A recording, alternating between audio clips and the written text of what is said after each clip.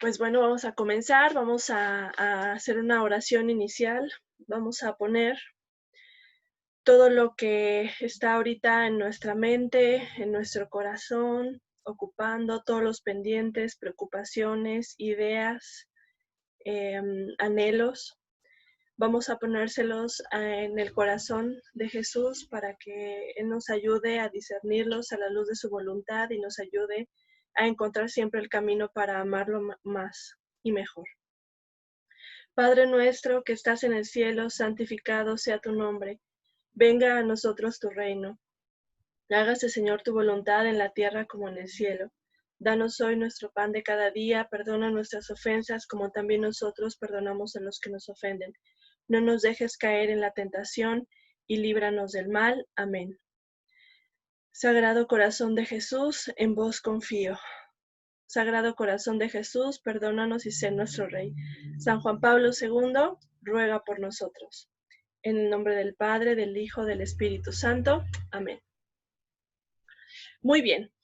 Pues ahora, como comentamos la vez pasada, cerrando un poco el tema de amor y responsabilidad, digamos que Amor y Responsabilidad es un libro que es muy importante porque da bases antropológicas, da bases morales y da bases humanas para entender, digamos, acuérdense que es un libro que es previo al desarrollo de la teología del cuerpo, o sea que se escribe antes, y que es algo que va a establecer muchas de las bases que después van a ser los fundamentos para desarrollar la teología del cuerpo, o sea, donde Juan Pablo II plasma, entre muchos otros documentos, su visión, lo que va él desarrollando, como lo que va orientando los dilemas de la época. O sea, acuérdense que esta época que vivimos, que es, digamos, es una continuidad de la época en la que vivió Juan Pablo II, lo que nos habla es de diferentes dilemas donde se empezó a cuestionar lo humano de una forma diferente como se cuestionaba antes, ¿no? Entonces se empieza a cuestionar el ser humano en la dimensión de su cultura, por ejemplo, cuál es el papel de la cultura, cuál es la importancia que tiene, qué es lo que más define o marca al ser humano, su esencia o la cultura o Dios o la naturaleza. Es donde se empieza a cuestionar la capacidad del ser humano en cuanto a la capacidad de crear tanto mal y la capacidad de crear bien. Es donde se empieza a cuestionar, como hemos hablado en otros momentos de la modernidad, pues los grandes ideales que sostenían, ¿no? Si es posible, hay como una especie de idealización de lo que son las capacidades del ser humano y después como una fase como de depresión, de desconfiamos, ya no creemos, o sea, como de pesimismo con respecto al ser humano. ¿Por qué es importante esto? Porque aunque, o sea, la teología del cuerpo no, digamos, es una puerta que se abre para la comprensión no solamente de la sexualidad o del amor en el matrimonio, sino de toda la sexualidad de la persona. O sea, nos da Juan Pablo II muchas bases o fundamentos muy ricos para comprender al ser humano. Sin embargo, no significa que todo esté resuelto o que todo esté dado o hecho. O sea, seguimos teniendo muchos dilemas. Y entonces el reto que sigue, o sea, lo que nos toca es continuar en en estos análisis que nos van llevando a comprender cada vez con mayor profundidad los dilemas de nuestra época, las circunstancias, la humanidad, nuestro cuerpo, la sexualidad. Entonces, el día de hoy, digamos, dentro del programa, o sea, está pensado que se analicen ciertos dilemas morales o éticos que hay, sobre todo en torno al tema de la sexualidad, y que vayamos aplicando o bajando un poquito a ver qué es lo que la teología del cuerpo nos va dando luz y nos va respondiendo a esto. A la luz tanto de las catequesis de la teología del cuerpo, como de las bases éticas y antropológicas que nos propone Amor y Responsabilidad. Eso con la idea de que la teología del cuerpo no puede ser nada más una nube abstracta que queda arriba, que dices, ay, qué padre, qué lindo suena, pero que nunca se baja a la realidad. O sea, yo sí creo que la teología del cuerpo nos da mucha luz para ir respondiendo, más que respondiendo, para ir abriendo, profundizando en los dilemas de nuestra época, y que entonces no puede quedar nada más como en una teoría bonita que alguien dijo y que, ay, sí, qué lindo lo que dijo, pero que esto no ayuda a comprendernos cada vez más como humanidad, como seres humanos o en la sexualidad. Entonces, vamos a hacer un breve repaso, como tratar de integrar algunos elementos, primero respecto a la sexualidad humana, para comprender algunas cosas que relaciona Juan Pablo II para comprender la sexualidad y entonces que esto nos ayude a orientarnos con respecto al tema de identidad sexual y abordar un poquito de lo que es el tema de la homosexualidad. ¿Por qué el tema de la homosexualidad? Porque es uno de los temas que más preguntan, que más dudas hay, que más se cuestiona. O sea, es como de las preguntas número uno en el top 5 de preguntas que hacen las personas en el tema de teología del cuerpo cuando se empieza a hablar es, ¿y qué onda con la homosexualidad, no? Entonces voy a hablar de manera muy general de algunas cosas que se han dicho, se han pensado, para que entonces vayamos teniendo como esta claridad, porque yo sé que este tema de la sexualidad humana y de lo que dice la iglesia y de las discusiones que hay internas, es uno de los temas que más genera distancia o alejamiento, sobre todo de los jóvenes con la iglesia. O sea, hay un divorcio, una separación muy tangible en cuanto a la vivencia de la fe y la vivencia de la sexualidad, sobre todo cada vez en las generaciones que vienen, ¿no? Y entonces hay como una especie de duda, incluso a veces hasta rencor o resentimiento hacia las visiones de la sexualidad, muchas veces porque no se conoce, también porque no se ha hablado mucho del tema o se sigue sin hablar mucho del tema, también porque es un tema difícil. O sea, sí tenemos que reconocer que estos temas de sexualidad, de homosexualidad, de sexo prematrimonial, de todos esos temas de moral sexual y de sexualidad en general, son temas difíciles que a la gente le despierta como un poco de o escepticismo o temor a hablar o incluso heridas, ¿no? Entonces, es normal, o sea, esperar, digamos, este tipo de reacciones. Entonces, por eso la idea es dar un poquito de algunas reflexiones que nos pueden ayudar a comprender esto, ¿ok? Entonces, primero partamos un poquito de retomar que entender qué es la sexualidad o qué es lo que se nos propone como o qué es lo que podemos entender que nos va a ayudar a entender después este tema de la identidad sexual. Y entonces, en este tema, como desde la visión antropológica de algunos personalistas o desde una visión personalista, podríamos decir que, o sea, algunos, por ejemplo, hay una investigadora que se llama Blanca Castillo, que dice que lo primero es que tenemos que diferenciar entre lo sexual, que es diferente de lo sexuado. Diferenciar lo sexual de lo sexuado. ¿Por qué? Porque dice, en esta comprensión, o sea, hay diferentes visiones sobre la sexualidad, no hay una sola, hay diferentes visiones que han surgido a lo largo de la historia. Entonces, en estas visiones de la sexualidad, dice, muchas veces se entiende, digamos, podríamos ubicarlo como en dos grandes concepciones en el tema de lo sexual.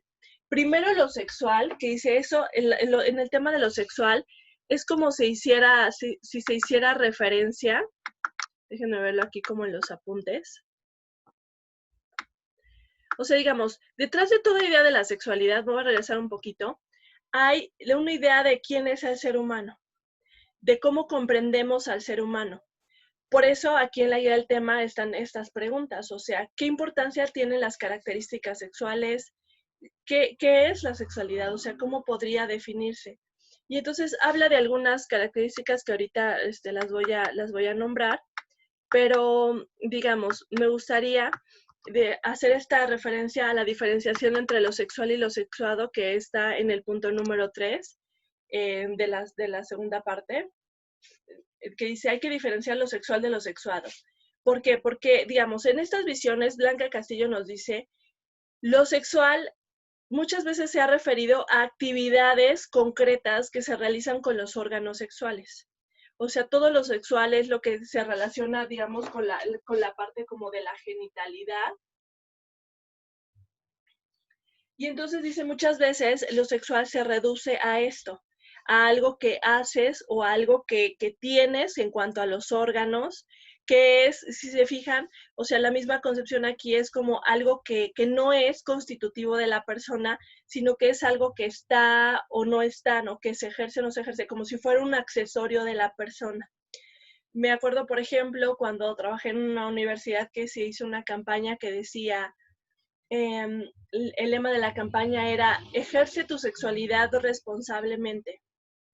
Y en el fundamento del documento, pues parecía o se daba a entender que solamente ejerces tu sexualidad cuando tienes actividades sexuales.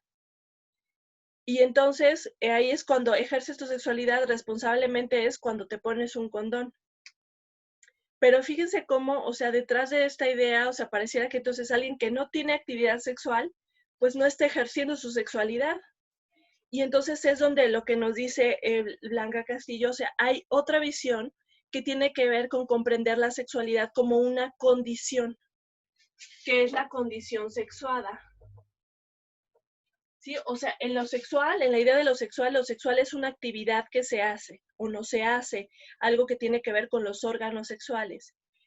Digamos, de una manera un poco simplista puesto, o sea, es un poco más complejo, pero digamos, es algo que tiene que ver con la actividad de los órganos, algo que se hace.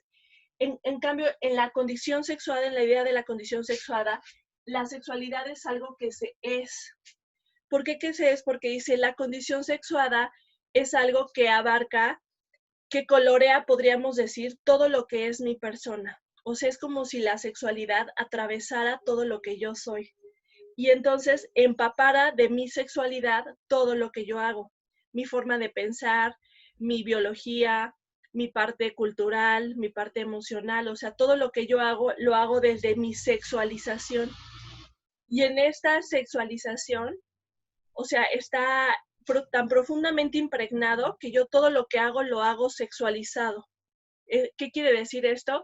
Que yo, por ejemplo, soy mujer y entonces todo lo que hago lo hago desde mi ser mujer, o sea, mi mirada es de mujer, mis procesos biológicos son de mujer, mi respuesta es de mujer, y eso, o sea, se ve, por ejemplo, en muchos de los aspectos que en muchos, luego como diferentes estudios que lo que van ayudándonos es a comprender y reafirmar esta idea. Por ejemplo, ahora con todo el tema de lo de la pandemia se habla de que la respuesta en hombres y mujeres al virus es muy diferente, cambia por el tema hormonal. Y entonces que el tratamiento debe ser diferente, que hay ciertas cosas que las mujeres estamos, digamos, más protegidas, o sea, la mortalidad ha sido menor en las mujeres. Y entonces se habla de eso, de los factores que tienen que ver con mi sexualidad, que impregnan tanto mi ser que entonces hasta incluso modifican mi respuesta al virus. Y esto es solo un ejemplo, porque no es nada más la parte biológica, o sea, sí podríamos hablar de cómo, o sea, las mismas células, mis mismos procesos están afectados por las hormonas. Por ejemplo, en las mujeres, las hormonas, la progesterona, los estrógenos, en los niveles que tenemos las mujeres, tienen efectos en el sistema óseo, o sea, en los huesos, en la memoria, en las capacidades cerebrales, en la respuesta sensible de la piel, por ejemplo, y muchas otras realidades. Entonces, ¿por qué les platico esto? Porque esto es lo importante. O sea, hay una visión que tiene que ver con defender que es una condición sexuada. Y esa condición sexuada, lo que dice es algo que marca, que colorea, que modifica, que afecta todo lo que yo soy. Y entonces, por tanto, digamos de una manera muy simple, es algo que me hace ser, que es parte de mi ser, que es algo que es constitutivo. O sea, no es algo que a veces hago, no hago, tengo, no tengo, cambio, así quito, pongo, así como si fuera un accesorio de la persona, como si dijera, me cambio el cabello, me quito el cabello, ahora me lo pinto de rojo y ahora me lo cambio, sino es algo que se es. Y entonces como lo es siempre, aunque en ese ser siempre, no significa que sea inamovible. O sea, yo misma, o sea, tengo algo que, o sea, nosotros como seres tenemos algo que permanece, algo de mí que soy siempre yo siempre soy Cristina, pero al mismo tiempo voy cambiando. Al mismo tiempo hay cosas que van cambiando, que tengo que aprender, que voy modificando, de tal forma que yo no soy la misma de hace 5 años o 10 o 20, o de cuando era bebé. Y sin embargo, o sea, permanezco y al mismo tiempo cambio, que esa es la dinámica o lo complejo de los seres humanos. Entonces dice, en la sexualidad pasa lo mismo, aunque es una dimensión constitutiva, hay algo que es siempre, que permanece, y al mismo tiempo hay cosas que cambian, porque así es la dinámica de la persona. Entonces, bueno, esta diferenciación, o sea, lo que nos ayuda es a entender un poquito esto de como esta diferenciación entre posturas. O sea, como les digo, no es que podamos encerrar en blanco o negro, en una postura u otra, porque hay muchas visiones de la sexualidad. Y ahora más, o sea, hay muchas teorías, por ejemplo, del género. Pero lo que sí podemos es más o menos como ir viendo la visión del ser humano que hay detrás de ciertas posturas. Y entonces a lo mejor aquí está de forma muy simple, pero nos ayuda a entender, o sea, la trascendencia de esto. Ahorita lo vamos a platicar un poquito más ya en el tema de identidad sexual. Entonces, la atracción, entonces en esto de sexual, sexuado, digamos, también hay otras características, o sea, a partir de esta visión de la condición sexuada, en la teología del cuerpo o en la visión de Juan Pablo II, lo que se propone para entender a la persona, acuérdense que tiene que ver, entre otras cosas, pero también tiene que ver la unidad y la parte relacional. O sea, la unidad, lo que hemos dicho de la persona como una unidad, de la persona como algo que es el mínimo irreductible, como lo mínimo que es la persona, que yo no puedo fragmentar en partes sin tratarlo como cosa, sin acercarme a la persona como cosa.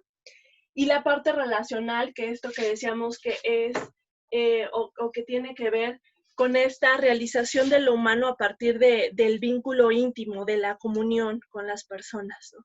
De cómo el mismo ser humano está hecho para la comunión y entonces solo en la relación se realiza, o sea, no me realizo yo solo aislado como si fuera una amiba así, un gusano aparte, sino es en la relacionalidad, o sea, en el vínculo, en la comunión con las personas. Y entonces a partir de eso, o sea, hay algunas características que aquí les puse en la guía del tema, que por ejemplo, esto que les pongo de cómo se relaciona la sexualidad, por ejemplo, a esto de la igualdad y la diferencia, ¿no? Por ejemplo, en este punto de la igualdad y la diferencia es si hombre y mujer, por ejemplo, somos iguales, podríamos decir en que somos seres humanos, por ejemplo, en algunas fases del desarrollo, pero al mismo tiempo somos diferentes. O sea, la igualdad y la diferencia conviven siempre. Y eso aplica también, o sea, lo que se relaciona con el siguiente punto de la masculinidad y la feminidad, la reciprocidad y la complementariedad. O sea, ¿por qué les pongo estos puntos? Porque lo importante es entender esta cuestión en torno a la complementariedad, que es una diferencia que nos permite unirnos. O sea, es una diferencia, sí podríamos decir diversidad, pero que existe en función de la capacidad de unirnos y por eso se complementan, porque es una diferencia, no es una diferencia que choca, sino es una diferencia que cuando se une se enriquece, se complementa. Entonces, siempre la diferencia, o sea, se va a ver en torno a esto, a la riqueza que se da en la complementariedad masculino-femenino. Entonces, muy bien, a lo mejor dicen, ay, es que esto ya lo habíamos platicado un poquito o no entendemos como un poco hacia dónde va esto, pero esta es la cuestión importante. Acuérdense de las pistas que nos va dando Juan Pablo II para entender al ser humano. Nos habla de esta unidad, nos habla de la condición sexual, o sea, de esto que va impregnando, que va como coloreando todo mi ser a partir de mi modo sexual masculino, femenino.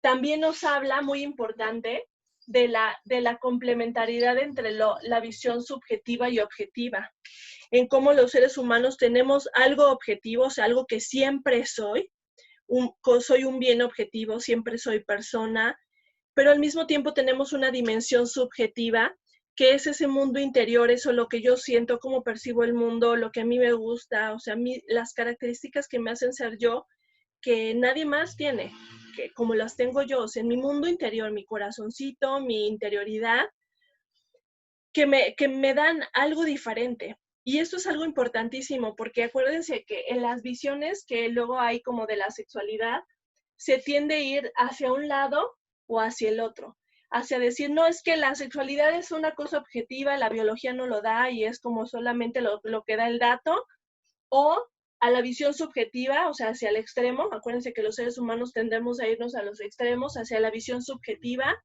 que lo que busca es que se centra mucho en lo que tú sientes, y lo que tú sientes es lo que hace la realidad y es lo que es la verdad. Y entonces, vamos, y Juan Pablo II no es ni, o sea, ni de un lado ni del otro, sino él busca una visión complementaria.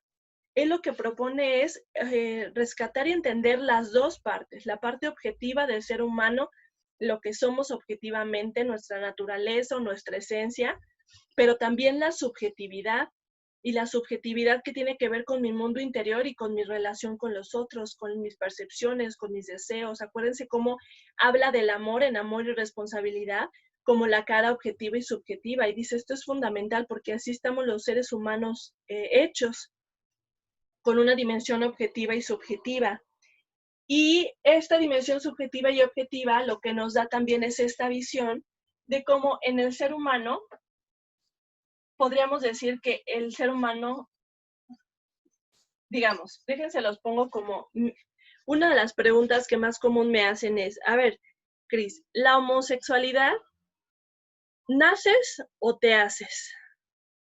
Es como la pregunta del millón, así, todo el mundo quiere saber, ¿naces así o te haces así?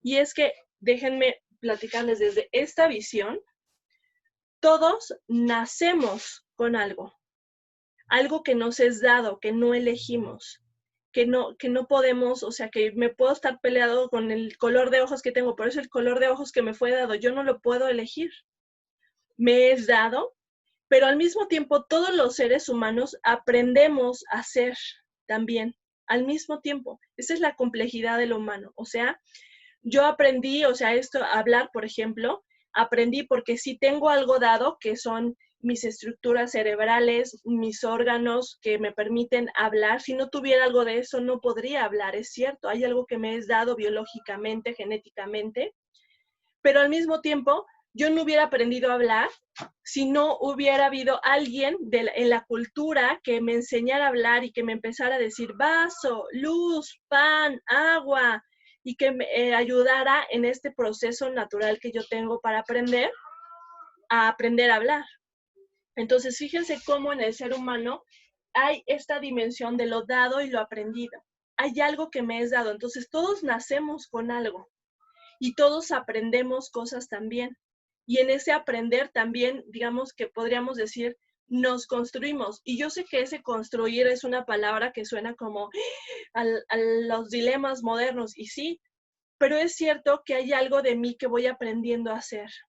Por ejemplo, la expresión de mi feminidad, de mi ser mujer, es cierto que tiene que ver con lo que me enseñaron sobre ser mujer, con los referentes de feminidad que tenía a mi alrededor, mi mamá, mi hermana, mis tías, mis abuelitas, con el contraste de la diferencia de los referentes masculinos, con lo que se dice de ser mujer en la cultura. Y entonces, fíjense cómo, o sea, Juan Pablo II busca siempre la unidad de las visiones, pero la unidad no es, ay, pues todo cabe y da igual, ¿no? Sino es rescatar lo verdadero de las diferentes visiones. ¿Quién es el ser humano? Acuérdense, es la pregunta. Y entonces, al final, o sea, en la visión de Juan Pablo II, dice, es que es todo también. hay algo dado y hay algo aprendido. No podemos irnos otra vez a un extremo u otro de creer que ya en la sexualidad está ya todo hecho y dado desde que está la fecundación, ni tampoco, o sea, el otro extremo que sería la cuestión de que todo es construido, todo es un resultado de lo que te dicen en la sociedad y el cuerpo y lo que tenemos como esencia no importa, ¿no? Son, digamos, como visiones que están en dos polaridades, pero Juan Pablo II trata de integrar en las visiones. Entonces, ahora sí, vayámonos un poco al tema de del tema de la identidad sexual, o sea, el siguiente tema. Pues eso es un poquito como para establecer algunas bases que nos pueden ayudar a ir pensando estos temas. Pero primero, fíjense cómo muchos de las discusiones y dilemas que tenemos ahora en la actualidad, todo este tema de las familias, de la sexualidad, del cuerpo, de la educación, tienen que ver en el fondo con una visión del ser humano. Por eso la teología del cuerpo es tan rica, porque lo que nos propone es una manera de ver al ser humano a la luz de las enseñanzas de la Iglesia, pero develándonos como una pintura más amplia del ser humano. Y entonces pensémoslo así, o sea, porque a veces es como si nos quedáramos atrapados en la discusión política de los temas. Izquierda o derecha, liberal o conservador, ¿de qué bando eres? Así, como si fuera. Y claro, o sea, hay temas políticos, por supuesto que los hay, está involucrada la política, pero no todo es política. Y yo sí creo que en el fondo el dilema no es un tema político, sino más bien una visión del ser humano, lo que se está discutiendo o lo que está de fondo. Entonces, no es solamente la ley de fulanito o de menganito, sino qué visión del ser humano estamos promoviendo y construyendo detrás de las leyes. Entonces, esto lo platico porque el tema político es parte de las discusiones y de lo que principalmente se habla, pero no es, o creo yo, no debería ser como lo más relevante. O donde se centrara todas las discusiones más bien. Entonces, ahora déjenme ir un poquito como por estos mis apuntes para irlos revisando junto con ustedes. Ahora, en el otro tema que dice dilemas modernos, identidad sexual y homosexualidad.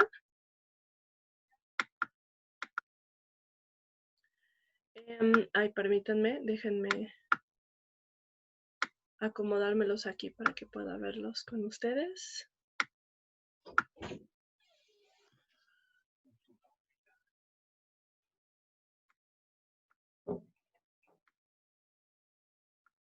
Ay. Perdón, aquí voy.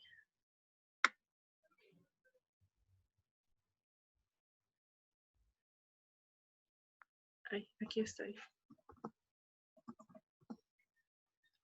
Y ahora permítanme nada más tantito más para entonces abrir algunas cositas.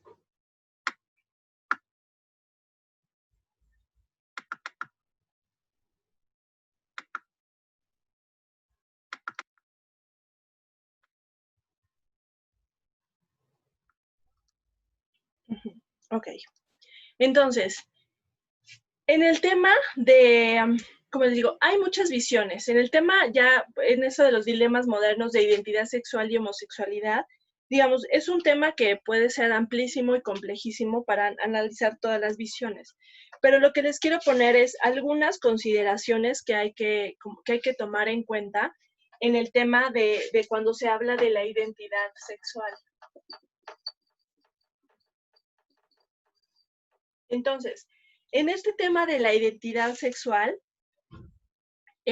como lo hemos escuchado, es un tema que ahora está como muy candente, muy spicy en el tema de la discusión pública, ¿no? O sea, el tema de la identidad sexual. Por ejemplo, ahorita estoy trabajando un proyecto para analizar un poco este tema como de los niños trans, de las legislaciones que se hacen, de qué se está proponiendo, porque hay, pues ha habido una como promoción de esta idea por parte de algunos funcionarios públicos federales. Y entonces, pues está el tema, ¿no? O sea, porque uno de los, déjenles platico, o sea, uno de los dilemas más fuertes es decir, estos niños trans, esa es su identidad sexual es ser niños trans, y entonces deberíamos proteger su identidad y negarles protección o negarles el cambio de sexo o negarles como lo que ellos nos pidan, es negarles su identidad. Entonces, fíjense la relevancia de esto, de este discurso, o sea, lo que nos está diciendo es, eso que sienten es su identidad, es lo que están sintiendo. Y eso que sienten es lo que los hace ser a ellos. Acuérdense, cuando hablamos de identidad, o sea, nosotros sabemos que la identidad es algo que es profundísimo. Cuando te pregunto por tu identidad o decimos, por ejemplo, tu documento de identificación, o sea, de tu identidad, o sea, estamos hablando de algo que es profundísimo e intimísimo de la persona. Entonces, ¿qué se está entendiendo o qué de manera muy general, qué se está entendiendo en el tema de la identidad sexual? Primero, algo que se ha como señalado mucho es, por ejemplo, como en este tema de la identidad sexual, se habla de la identidad sexual como lo que, como en la referencia a ciertas atracciones, deseos o sentimientos que tiene la persona. Y entonces en estas atracciones, deseos o sentimientos que tiene la persona, acuérdense que lo que aprendimos en Amor y una de las cosas que aprendimos en Amor y Responsabilidad es que las atracciones, deseos y sentimientos son algo que se siente en toda la persona. O sea, cuando yo tengo una atracción, no digo, es que mi lado derecho se siente atraído, sino es, todo yo me siento atraído, todo yo me siento enojado, todo yo me siento cansado o todo yo deseo eso. Se vive en la experiencia, o sea, como experiencia humana es algo que se vive en la totalidad de la persona. O sea, yo lo siento en todo lo que soy. Entonces, hasta incluso corporalmente, o sea, pensémoslo en las emociones, como tienen una como correspondencia fisiológica, ¿no? Siento el enojo en el estómago o en la mandíbula apretada o etcétera. Entonces, ante esta experiencia humana, o sea, muchas veces para entender la identidad sexual lo que pasa es que se entiende como lo vivo yo dentro de ser, se vive como algo que es verdadero, verdadero en el sentido de que es inequívoco. O sea, si yo tengo esta atracción, es lo que es y no puedo, o sea, seguramente es cierta, es verdadera. ¿A qué me refiero? O sea, yo sé que esto puede parecer un poquito como complejo, pero o sea, pensémoslo como los seres humanos también nos podemos confundir en nuestras atracciones o deseos, o pueden ser deseos enmascarados, ¿no? Yo puedo sentir que a lo mejor deseo comerme ese pastel de chocolate entero, pero en realidad no deseo el pastel de chocolate entero, sino a lo mejor lo que tengo es una necesidad emocional o un sentimiento de vacío que quiero cubrir. Entonces, por eso es que el problema muchas veces en esta visión de la identidad sexual que hay o que hay en muchas teorías, es que las atracciones, los deseos, los sentimientos son verdaderos, siempre así como los sientes son. Y ese soy es lo que me hace ser. Y entonces, esta atracción, estos deseos o estos sentimientos que son verdaderos, te definen. Definen quién soy. Definen hacia dónde me oriento, definen qué es lo que yo, o sea, por eso, entre las discusiones, por ejemplo, en esto, por ejemplo, de los niños trans, lo que dicen es que así se sienten los niños. Si es un niño que se siente niña, es niña. Así, o sea, eso es como tajante lo que plantean. Entonces, o sea, veamos cómo la identidad sexual está arraigada en esto. ¿Se acuerdan que nos daba luz a amor y responsabilidad? Amor y responsabilidad nos decía, acuérdense que esto es una dimensión subjetiva. Y esta dimensión subjetiva, claro que es una dimensión del ser humano, pero no es la única constitución del ser humano. O sea, también tenemos una dimensión objetiva. Lo que yo soy también. Hay que puede a veces sentirse en contradicción con lo que yo siento. Entonces, un poquito para que nos vayamos orientando en esto. Ahora, en el tema de también de la identidad sexual, a veces en la discusión, como creo que se los puse en los primeros puntos, va entre algo que se le llama el esencialismo versus el construccionismo.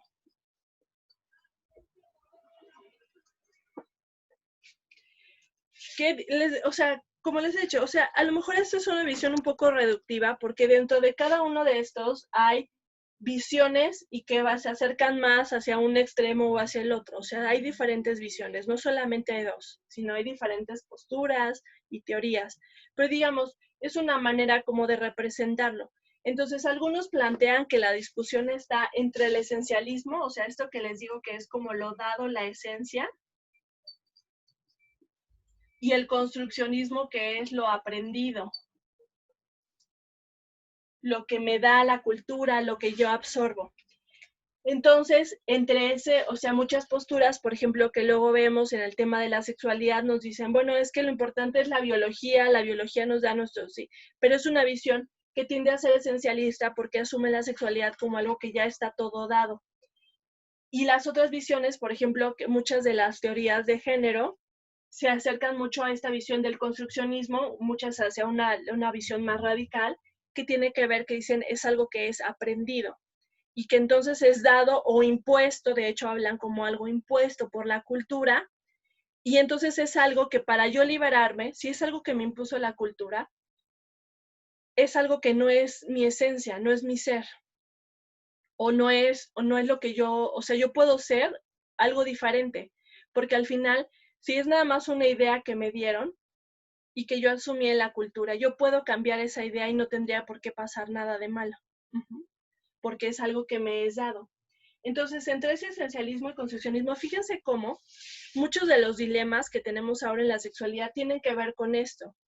Lo de las niñas trans, por ejemplo, lo del tema del matrimonio homosexual, lo del tema de los tipos de familia, lo del tema de la masculinidad y la feminidad, el tema del aborto también, que dice que la maternidad no hay una maternidad en esencia, un instinto materno, sino es algo impuesto por la cultura de que las mujeres tenemos que ser madres. O sea, fíjense cómo muchos de los debates están en torno a esto, porque acuérdense que es una visión del ser humano.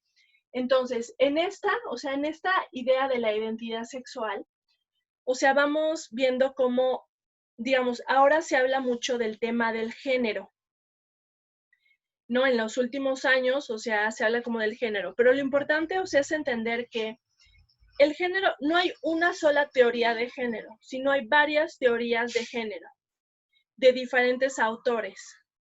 Y esta visión del género, o sea, digamos, hay una idea que es como lo que parte que tiene que ver con esta del construccionismo de lo aprendido, que es que el género es el resultado de la cultura. Es como la expresión cultural o la manifestación cultural o la imposición cultural, dependiendo de la visión, de la sexualidad humana. Es como una interpretación que se hace desde la cultura de lo que vive la persona en la sexualidad. Y entonces ahí es donde, si se fijan, esa definición es muy ambigua. O sea, entonces, ¿qué es género? Pues ahí es donde luego o sea, hay como el problema o la discusión, que es que unos hablan de la sexualidad como algo del género como algo que es puramente construido, al grado de negar ya cualquier cosa que ha sido dada o esencia. Y algunos hablan de una visión un poquito más integrada. O sea, acuérdense que Juan Pablo II lo que nos propone es la integración. Juan Pablo II sí defiende de que hay algo dado y esencia y hay algo que es aprendido, que estamos así en la unidad. Entonces, les voy a poner unos ejemplos que nos pueden ayudar, o sea, con esta de las visiones que ahora, un poco como de las ideas que ahora se promueven. Entonces, déjenme ver aquí cómo le pongo en compartir pantalla.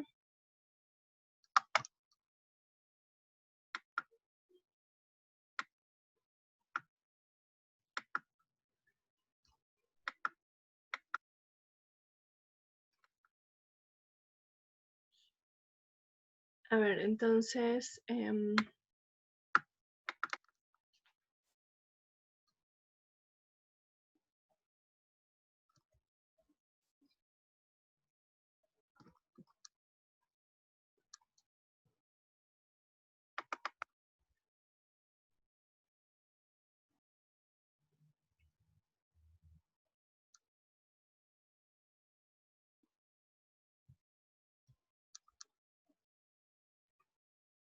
Ahí va, ya se está abriendo.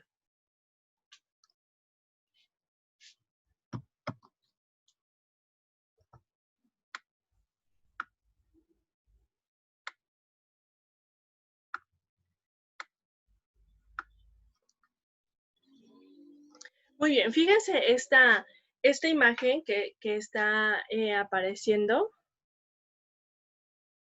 Es una imagen que ahora ya no se usa tanto, pero que estuvo circulando mucho para explicar algunas de las visiones de la sexualidad.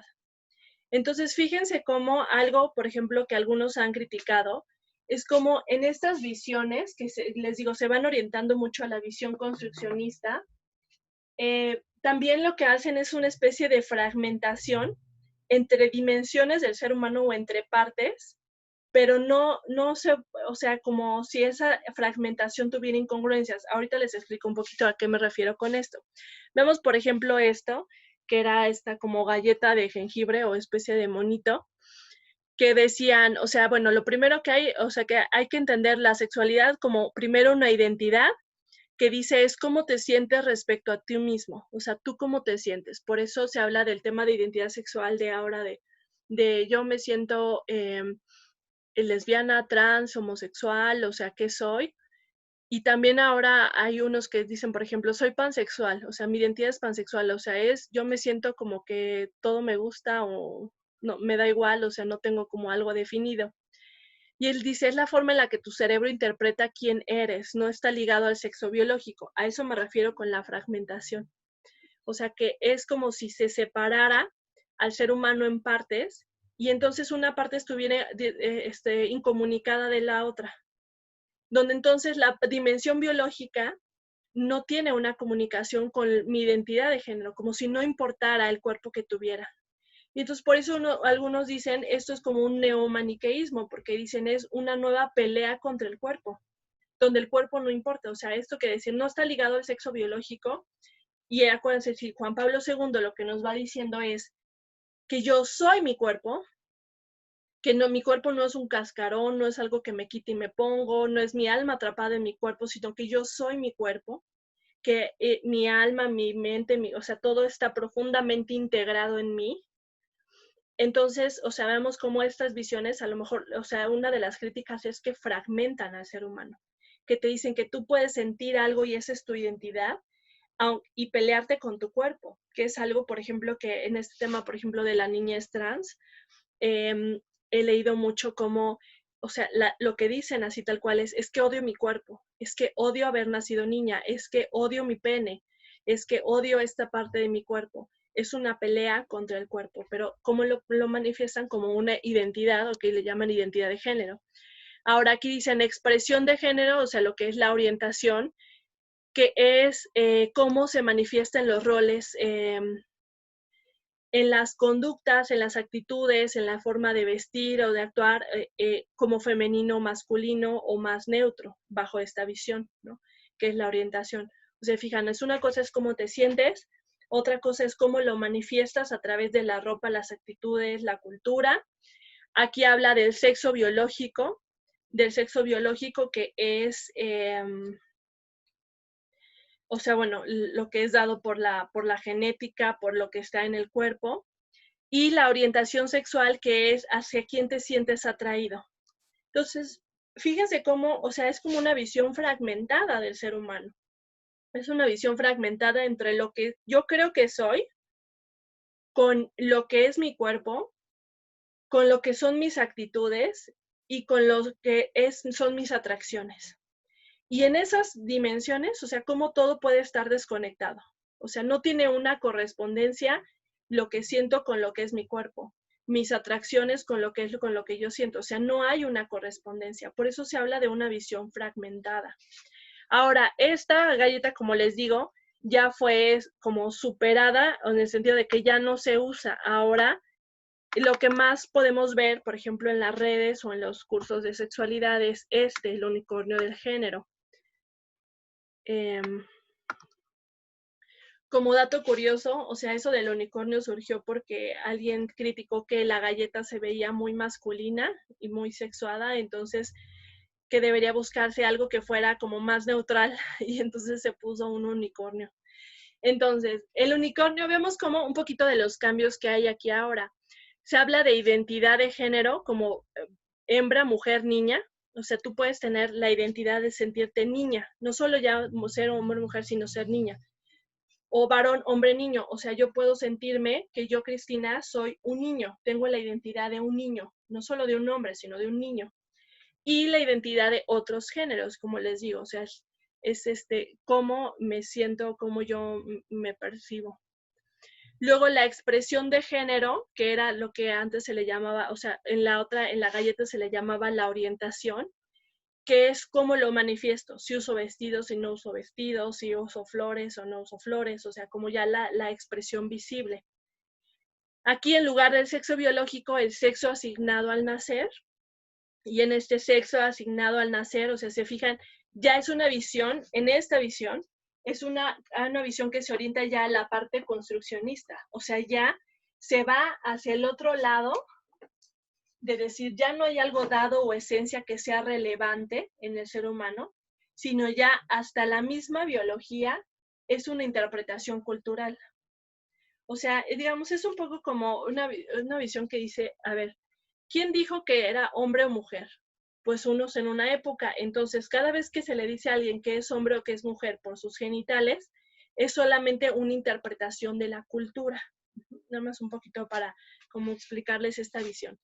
Luego hay ya otra división más, que es la atracción sexual a diferencia de la atracción romántica. O sea, tú puedes decir, yo me siento atraído sexualmente hacia los hombres, pero románticamente solamente hacia las mujeres. Entonces, digamos, estos son como los ejemplos, ¿no? De cómo más o menos como algunas ideas que nos pueden ayudar a reflexionar la identidad sexual en la actualidad. Y como vemos, o sea, yo sé que es confuso, o sea, algo que pasa siempre es que cuando es que no entendemos, es que pues sí, es que ciertamente es otra mirada del ser humano, que es una mirada desde mi reflexión que tiene que ver con la fragmentación, como en partes, con la exaltación de esto, de las atracciones, los deseos, los sentimientos, como algo que si lo sientes ya es lo que es, y es algo que te define totalmente en todo lo que eres. Por eso, o sea, esto es lo que les digo de los niños trans, o sea, dicen, es que si él se siente niña, es niña, ya está definido y tú no puedes quitarle su identidad. Entonces, ahora, regresándonos un poquito al tema de ahora sí, en el tema de la homosexualidad. En el tema de la homosexualidad, o sea, podemos hacer diferentes análisis, que es que estos análisis, digamos, puede ser el análisis antropológico, el análisis de lo subjetivo, el análisis de lo psicológico, el análisis de lo cultural, el análisis de la moral. Aquí les voy a dar, o sea, un breve repaso de algunas ideas que se han discutido y de tarea les voy a dar una entrevista, leer una entrevista donde un filósofo habla de algunas de las discusiones teológicas que hay en la actualidad con respecto al tema de la homosexualidad. Entonces, digamos, desde el análisis antropológico, o sea, ¿qué podríamos decir? Esto que dice que la persona es mucho más que los deseos de un momento, o sea, no somos nuestras atracciones sexuales. Que si se fijan, eso es algo que dice Juan Pablo II en Amor y Responsabilidad. Nuestras atracciones son atracciones, no son identidad. Y acuérdense que dice, es cierto que mi atracción no las decido yo, o sea, es algo que como que me viene, que es una respuesta a algo que pasa, a algo que sucede, pero esas atracciones las experimento yo, o sea, son reales en el sentido de que son reales en mi experiencia humana y las siento, pero no son algo que definan todo lo que soy. O sea, por ejemplo, si yo siento atracción hacia ser infiel, tengo por un momento el deseo de ser infiel, no significa que mi identidad sea ser infiel, solamente que tengo una atracción, un deseo en ese momento de ser infiel, o sea, es lo único que significa. Entonces, bueno, es lo que significa, podríamos decirlo, ¿no? Como en la realidad. Entonces dice en el punto número 3, no hay valor moral atado a su atracción porque no las elegimos. Entonces, por eso es que, o sea, desde la enseñanza de la iglesia se dice, o sea, el que alguien sienta atracción homosexual o tenga deseos homosexuales, no es algo que es moralmente atribuido o sea, no es como tú eres malo por tener esas atracciones, no, porque es lo que decimos, o sea, no hay un valor moral atado a las atracciones porque las atracciones no las elegimos. Acuérdense lo que decíamos ¿se acuerdan de esta parte que hablaba de la estructura del pecado? Que decía o sea, el pecado es cuando ya hay un consentir de la persona, cuando ya es algo que tú deseas y te permites desear y te permites anhelar estando torcido. Pero si es algo que tú sientes, que tú sientes como la atracción que te viene o eso, no es algo que sea malo o pecaminoso por sí mismo. Incluso aunque fuera distorsionado, no lo es. O sea, no es algo que sea atribuyable a la persona. Entonces dice ahí, porque no las elegimos, es una experiencia, no una elección. Acuérdense lo que nos decía Juan Pablo II, hay una diferencia entre sentir, entre experimentar y entre hacer o, como dice, entre consentir, perdón. Sentir, experimentar y consentir. Y en esa es la experiencia tanto de la libertad como del pecado humano. Entonces, también, o sea, lo que desde la visión de Juan Pablo II dice, la persona es tu identidad más profunda. O sea, aunque mi sexualidad es parte de mi condición de persona, que colorea todo lo que yo soy, mi identidad más profunda siempre es el de ser persona. La persona es lo que yo soy. Es por eso, acuérdense que nos dicen los personalistas, es el mínimo irreductible. Lo mínimo que tú eres no es heterosexual, homosexual, eso, sino lo mínimo que tú eres es siempre persona. Y entonces, o sea, en ese sentido es un error el colgar la identidad sexual a las atracciones o al deseo. Por ejemplo, vi una publicidad de un producto de Avon, que era un chavo que estaba maquillado, o sea, muy femeninamente, y entonces la publicidad decía, define tu identidad a través de tu maquillaje, o algo así. Era más o menos, esa era la idea, ¿no? Y entonces, o sea, fíjense qué frágil decir que mi identidad va a estar colgada del maquillaje que uso. O sea, de una atracción, de un deseo, de un sentimiento, de una expresión. O sea, si esa es mi identidad, si esa es la identidad del ser humano, qué frágiles somos. O sea, nuestra identidad es tan voluble como el clima, o sea, pero Juan Pablo II dice, a ver, nosotros sabemos que la identidad es algo más profundo, que es algo que permanece en el ser humano.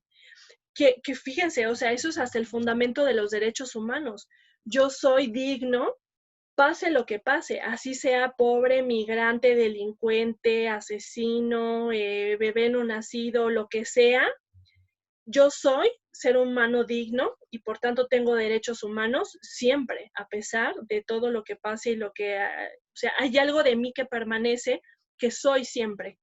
Y entonces dice, ese ser siempre es la persona. Entonces dice, o sea, es como, bajo este análisis, o sea, es un error querer poner la identidad en otra cosa que no sea la persona, en ponerlo en la atracción o en el deseo o en la orientación sexual o en otra cosa. Entonces, podríamos decir que el tema de identidad sexual, o sea, más bien es identidad de persona y a lo mejor experiencia de lo sexual, ¿no? La experiencia de cómo te vives en la sexualidad, porque es cierto que no lo podemos negar y decir, no, tú no te sientes así, ¿eh? Tú seguro en el fondo te sientes diferente, o sea, es una experiencia para la persona, o sea, para la persona que tiene una atracción homosexual o, por ejemplo, para esto que les digo de un adolescente trans, es su experiencia el sentirse así, de sus atracciones, de sus deseos. Pero Juan Pablo II, o sea, nos ayuda a comprender cómo, aunque es una experiencia real de su subjetividad, no significa que sea su identidad o todo lo que es. No sé si aquí espero se esté entendiendo esta partecita. Pero entonces, dice, mis comportamientos vienen de mi identidad, o sea, lo que yo hago, cómo yo lo expreso, viene de mi ser, o sea, primero soy y entonces porque soy, puedo hacer, pensar, escribir, o sea, manifestarlo de diferentes formas. Si mi identidad es mi atracción sexual, entonces creeré que mi personalidad está siendo en esencia dañada si no puedo actuar conforme a mis atracciones sexuales. Esto un poco que lo hemos comentado, o sea, si yo siento que este sentimiento es lo que soy, es mi identidad. Si tú atacas y dices que este sentimiento a lo mejor está equivocado, pues claro que se siente como me estás atacando a mí, me estás atacando todo lo que soy, porque si creo que mi identidad es esto que siento, pues entonces se siente como un ataque a la persona. Por eso a veces vemos como esta reacción como de defensa, de protección ante cuando alguien critica esta visión de la sexualidad. Y déjenme platicarles que, o sea, por ejemplo, en el tema de la ansiedad, algo que he aprendido mucho, o sea, aparte de la recuperación o del tratamiento de los trastornos de ansiedad, desde unas visiones como más modernas, es el tema de desidentificarte de tus pensamientos. ¿Por qué? Porque, o sea, tú puedes sentir, o sea, en la ansiedad sobre todo tienes pensamientos distorsionados que te hacen decir, por ejemplo, no puedo salir de casa porque afuera de casa hay peligro y entonces me encierro en mi casa. Y ese pensamiento, o sea, el proceso de recuperación es que tú te desidentifiques y que digas, yo no soy este pensamiento. Yo no soy, esto no es lo que me define, esto no soy yo. Y voy a pensar mi pensamiento y voy a analizarlo y voy a dudar de él, voy a permitirme dudar de él. Digo, es un proceso terapéutico, pero más o menos se los platico así. Y este proceso es muy difícil. ¿Por qué? Porque implica un soltar una certidumbre de decir esto que creo a lo mejor no es verdadero. Esto que siento tan real en mí, a lo mejor es solamente una interpretación equivocada que hice de quién soy o de lo que siento. Y entonces en ese proceso, o sea, es un proceso que es hasta cierto punto como doloroso o difícil, o sea, requiere un acompañamiento, un proceso. Entonces, si es una cultura que va ligando la identidad sexual a decirte, eso que sientes es lo que eres, tu identidad, defiéndelo, pues claro que por eso tenemos como batallas campales en la discusión, por eso no se puede hablar del tema, porque luego alguien salta y dice, no, porque sentimos que entonces tenemos, o sea, como si se estuviera atacando a la persona. No, y más si es una persona que tiene algún familiar, amigo o ser querido que tiene algo así, o sea, que tiene atracción homosexual o que es por ejemplo, que dice que se siente transexual o todo eso, pues todavía más personal se siente, porque entonces estás atacando a mi hijo, estás atacando a mi ser querido, estás atacando a la persona que amo. Por eso es un tema tan delicado, por eso es que causa tantas dificultades y por eso la iglesia nos insiste tanto en que tenemos que ser súper delicados y misericordiosos al momento de abordar estos temas. Que no debemos quitarnos todo rastro de violencia, de prejuicio, de rechazo, de desprecio.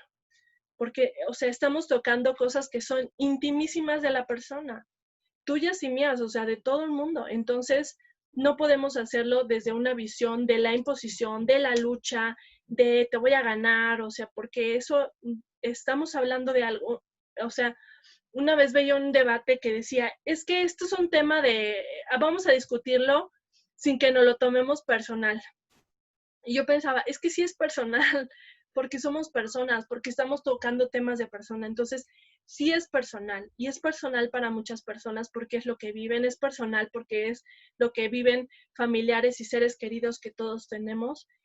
Entonces, por eso es que esto se trata de entender la verdad y la profundidad del ser humano y avanzar en eso. No de ganar un debate, sino de entender la profundidad de quiénes somos. Entonces, bueno, volviendo a los puntos, dice en el punto número 8, el mundo está desesperado por hipersexualizar nuestra identidad profunda. Si sientes eso, eso es tu identidad sexual. Reducen a la persona a una característica o atracción, olvidan todo lo demás que somos. ¿Se acuerdan que al principio comenzaba con esto de la diferencia entre lo sexual y lo sexuado? Pues podríamos decir que muchas de estas visiones se orientan hacia pensar la sexualidad como lo sexual, todavía. ¿Por qué? Porque piensan la sexualidad como algo que es cuando haces, cuando expresas, cuando tienes un acto sexual, cuando te pones un vestido, pero no algo que eres. O si es algo que eres colgado de solamente una dimensión de la persona, no algo que eres en todo lo que soy. Porque si es todo lo que soy, no puedes decir que mi identidad está desligada de mi sexo biológico, de mi cuerpo, porque yo soy mi cuerpo también, ¿no? Entonces, es como los dilemas, ¿no? Por los que vamos como transitando. Y cómo, o sea, en muchas de estas visiones de la identidad sexual que nos proponen o las dominantes, las que escuchamos, no hay una correspondencia con el tema, por ejemplo, de la complementariedad. O sea, todo el tema de la complementariedad, de la unidad, de la diferencia, pues queda fuera porque ya no tiene ningún sentido. Ahora, en la siguiente hoja, y ya es la última, ya con esto vamos cerrando, el análisis psicológico. O sea, el análisis psicológico hay un montón de discusiones. Básicamente se las voy a, o sea, hay unas visiones psicológicas que dicen, esta es una expresión más de la sexualidad y ya, ¿no? El problema es, como les digo, es que no se estudia o no se aborda toda la profundidad de esto, de la sexualidad humana en general. Ahora, hay otras visiones que hablan, por ejemplo, de decir la homosexualidad está más asociado a un sentimiento, un deseo o una atracción que tiene que ver con heridas que tiene la persona, con heridas de su infancia o de su adolescencia, principalmente de la infancia temprana, y que hablan, por ejemplo, de que esas heridas tienen que ver con heridas que son heridas en el vínculo con el papá de tu mismo sexo. Por ejemplo, yo como mujer en la relación con mi mamá, el que es hombre en la relación con su papá, heridas en la relación con el papá del sexo contrario. Por ejemplo, o sea, se los pongo tal cual, o sea, hay unos que hablan de que hay un patrón que es muy común en las personas que tienen atracción homosexual, que es un papá distante o ausente, como emocionalmente sobre todo, y una mamá dominante, como una figura dominante, que digamos, no significa que todos los que tengan papá ausente y mamá dominante significa que van a tener atracción homosexual. O sea, como les digo, esto no es una receta, ni es algo como fijo, de que entonces todos sienten así, todos les pasa lo mismo, todos tienen esta herida, o sea, porque eso es lo complejo del ser humano en la medida que vamos comprendiendo estos temas, que vamos viendo que hay muchas causas, por eso les pongo así, es multicausal. Y sí es cierto que desde la parte psicológica, o sea, lo que sí se dice, y eso lo dice también, por ejemplo, Richard Cohen y otros que hablan de esto de sanar la homosexualidad, dicen, no es una enfermedad, o sea, la homosexualidad no es una enfermedad, sino más bien tiene que ver con una condición o hablan de un síntoma o de una herida, pero no de una enfermedad, porque hablar de enfermedad implica hablar de algo que, digamos, en la mente humana es mucho más complicado hablar de enfermedad que cuando hablamos de enfermedad en el cuerpo. O sea, cuando hablamos de enfermedad en el cuerpo, la enfermedad en el cuerpo es algo que afecta un área, una dimensión o algo que tiene una causa y que entonces con medicina, con ciertos tratamientos se corrige eso y entonces ya se cura. Y en la mente humana, digamos, ojalá fuera así, pero la mente humana es compleja porque entonces las enfermedades tienen que ver con percepciones, con estructuras patológicas, con formas de vincularnos que tienen que ver con nuestras heridas. Y entonces no es de tómate esto o haz esto y ya te curas, sino es todo un trabajo de encontrar la verdadera identidad, de descubrir cuáles son tus heridas, de quitarnos como los miedos, las máscaras, eso en cualquier proceso terapéutico de cualquier cosa. Entonces, Richard Cohen, él mismo dice, o sea, no es una enfermedad, sino es algo que tiene que es como, algunos dicen que es como una capa, como una máscara de protección ante las heridas, como una forma de protegerse ante ciertas heridas, otros dicen que es un síntoma, etcétera. O sea, yo sé que, o sea, van a decir, o sea, oh, Cristina, nos dejaste con 1000 dudas. Y es que así estamos todos, o sea, con muchas dudas. ¿Por qué? Porque aunque hay, o sea, hay unos que hablan de ciertas causas o ciertos patrones, por ejemplo, de heridas, tampoco se puede decir que eso aplica al 100% de los casos. Y entonces esa es la complejidad, que lo que estamos, lo que estamos aquí es, acuérdense, estamos en una época donde estamos cuestionando, se está cuestionando la persona, la sexualidad, la familia, la religión, o sea, todo se cuestiona.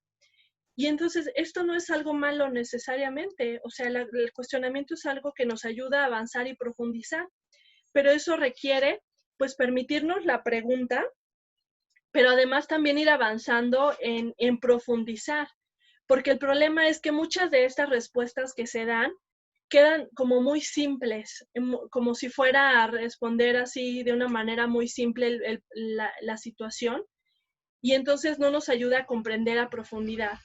Ahora, en el tema psicológico, lo que sí es cierto es que hay diferentes psicólogos y posturas, y aunque están súper perseguidos, pero sí hay, que hablan de que cuando la persona sana, que han tenido pacientes con atracción homosexual, que cuando sanan sus heridas, dejan de sentir atracción homosexual.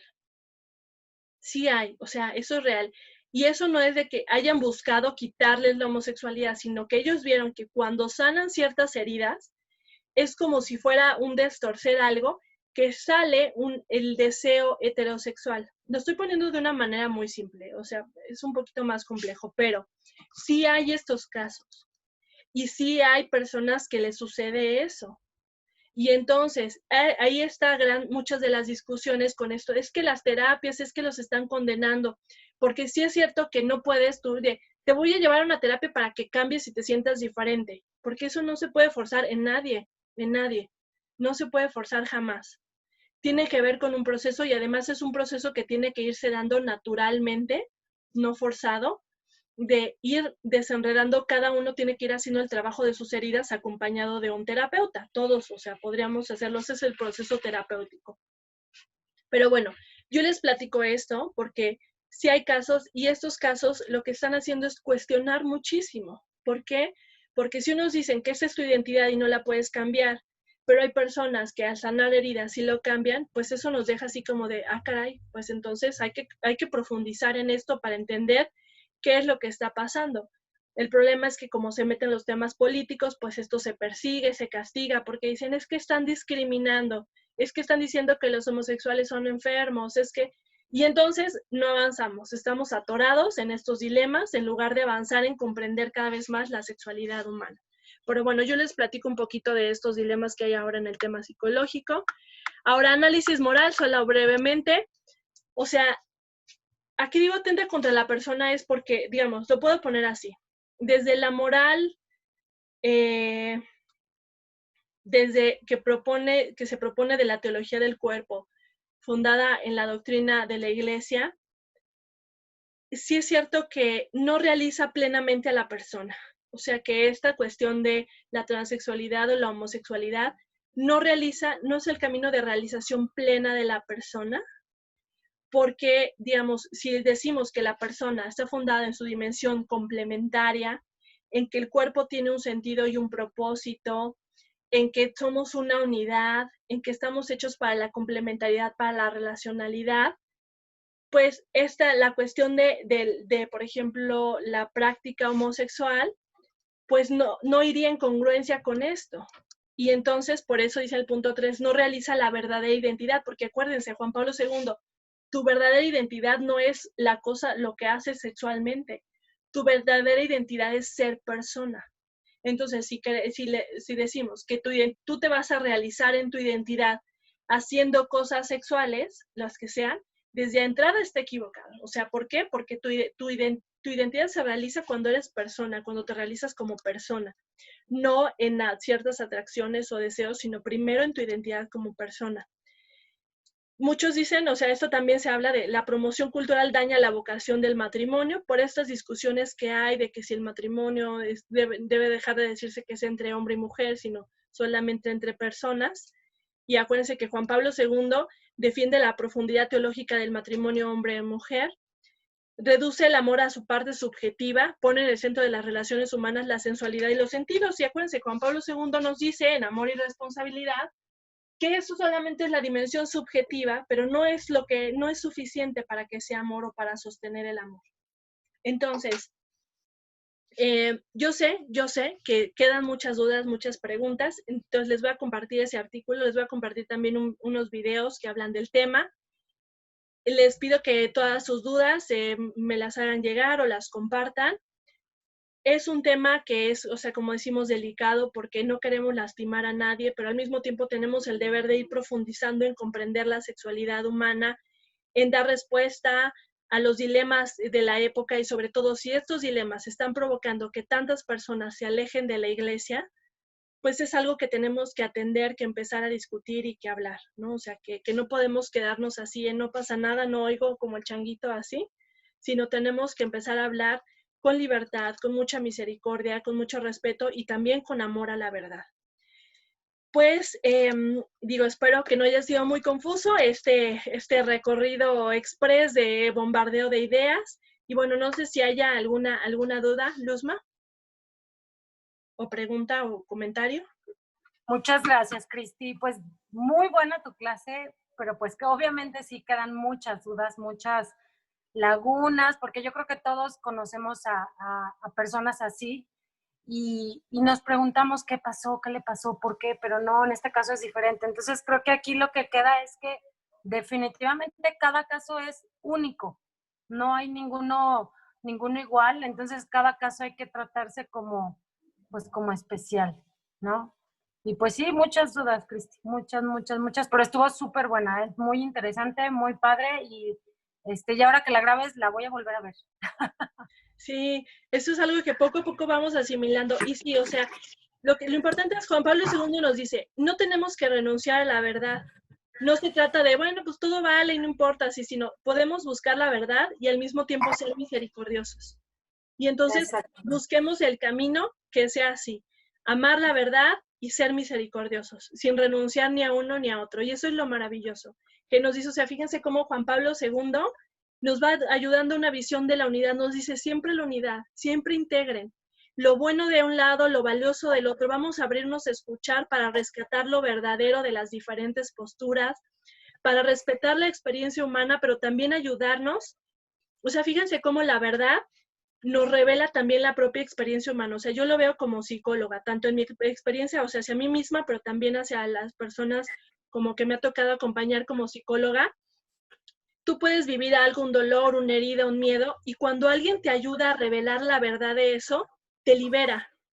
De verdad te hace más libre, te hace mejor persona, y sin atacar tu experiencia personal, o sea, respetas tu experiencia, pero al mismo tiempo la ves con otra luz y eso te ayuda, te hace ser mejor, te hace sentirte mejor. Entonces, a mí por eso yo creo que esta visión antropológica que nos propone Juan Pablo II nos va a dar muchísima luz para entender y analizar, pero tenemos que como asumir esto, sin renunciar a la verdad y sin renunciar a la misericordia, siempre en ese camino de unidad. Así es, bien difícil, Cristi, bien difícil, pero sí, a mí me pasa algo muy curioso que siempre que conozco a una persona así, ya sea homosexual o lesbiana o lo que sea, mi primer pensamiento es, ¿qué pasó en su vida? ¿Qué pasó cuando era chiquito? ¿Qué vivió? ¿Qué sintió? No sé, o sea, siempre pienso eso, entonces a lo mejor eso es un poquito decir, pues hay que pensar no tanto en lo que hacen ni cómo lo hacen, sino pues por lo que han pasado, ¿no? Para llegar hasta donde están y eso te da un poquito, como decías ahorita, un poquito como de misericordia, de pensarlo en otro punto de vista y no nada más pues de juzgar o de atacar, ¿no? Así es. Pues muchas gracias. No, Muy pues linda, muchas muy linda gracias. la clase. Pues les mando un abrazote y pues seguimos en las clases en línea y dialogando y platicando todos estos temas. Todas sus dudas las pueden mandar o enviar por el chat. Y pues muchas gracias, les mando un abrazo. Gracias, Cristi. Un Cuídate mucho abrazote, y que te Luzma. sigas mejorando.